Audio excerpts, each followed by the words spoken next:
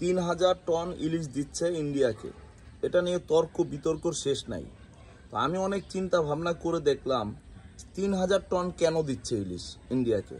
তো অনেকের মতামত যে ৩,০০০ কেজি কেন দিবে, একবার বলল যে ইলিশ দিবেই না ইন্ডিয়াকে, আবার বলছে দিবে, তো এত বেশি কেন দিবে, এই 2 মাসে ৩,০০০ টন, আরো কম দেখ, এইটা সেটা নানা তর্ক বিতর্ক।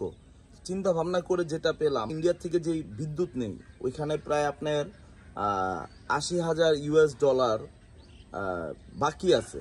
তো ওই হিসাবটাই আমার কাছে মনে হয় মিল করার জন্য ইন্ডিয়ার সাথে ভারতের সাথে ৩,০০০ কেজি ৩,০০০ টন, সরি ৩,০০০ কেজি না, ৩,০০০ টন ইলিশ দেওয়ার জন্য ডিসিশন নিয়েছে বাংলাদেশ।